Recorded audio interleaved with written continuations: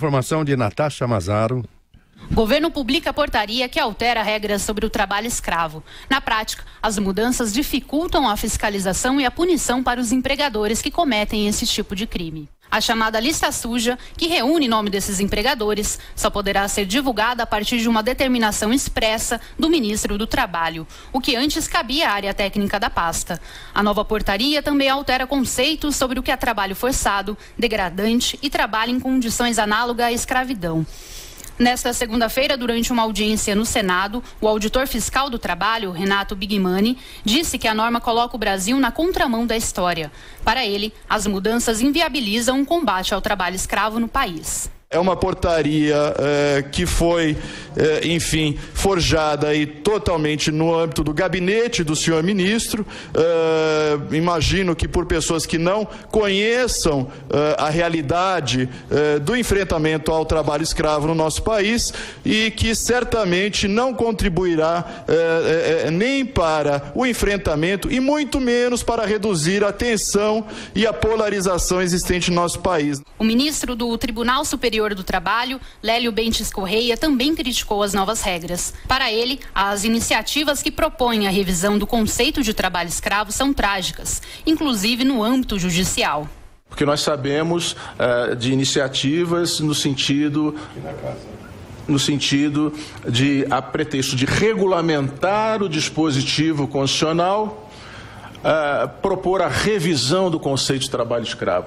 Isso seria, presidente, deletério, trágico para o combate ao trabalho escravo, inclusive na esfera judicial. Em nota, o Ministério do Trabalho afirmou que a mudança promovida pela portaria aprimora e dá segurança jurídica ao combate do trabalho escravo.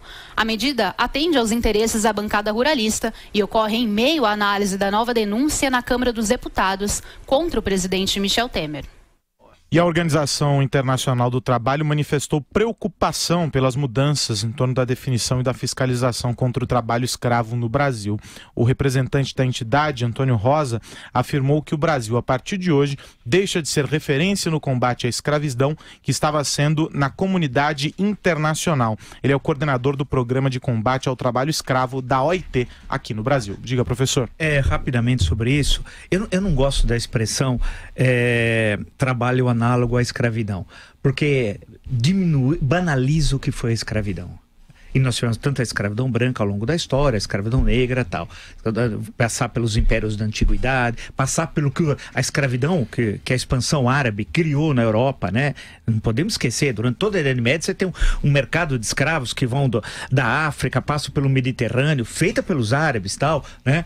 Que a gente esquece também disso. E depois a escravidão negra em larga escala, a partir do século XV até o século XIX, aquela tragédia, especialmente os que foram trazidos, e a maioria deles, aqui para a América, para o sul dos Estados Unidos, para o Caribe e para o Brasil, foram as ondas principais e tal.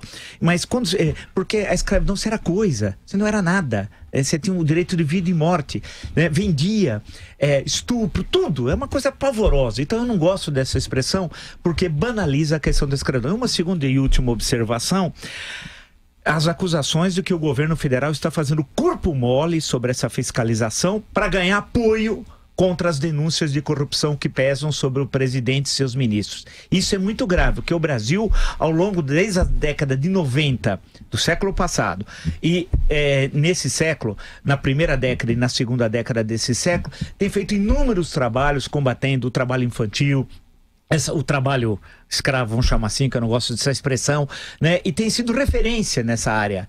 E, curiosamente, o governo federal atual, porque precisa dos votos de muitos que exploram esse tipo de trabalho, faz corpo mole. Então tem de ser registrado e denunciado esse fato. Professor, se utiliza a palavra escravidão porque são abusos que vão além do não respeito aos direitos trabalhistas. Limitam, inclusive, a liberdade de mudança de emprego desses trabalhadores. É um subemprego total, muitas vezes a pessoa trabalha em troca de comida apenas, fica eternamente devendo para o empregador. Mas é impreciso, historicamente é impreciso, mas se adequou porque não há como definir todo o abuso a que esses trabalhadores são submetidos. Então eles não têm formação, eles não têm como se defender, eles não têm qualquer direito respeitado, eles trabalham em troca de salário, muitas vezes eles não recebem, eles recebem o mínimo para sobreviver e esse abuso é que foi caracterizado como escravidão e agora o governo está dificultando a ação de investigação sobre esse processo, apenas inclusive com a participação da polícia, Denise, né? Não é escravidão. A lei, o artigo 149 do Código Penal brasileiro fala redução à condição análoga de escravo. Exatamente. Quer dizer, é parecido. Não é escravidão. É parecido. E é crime. É que não formaliza um emprego de fato. É isso. Crime.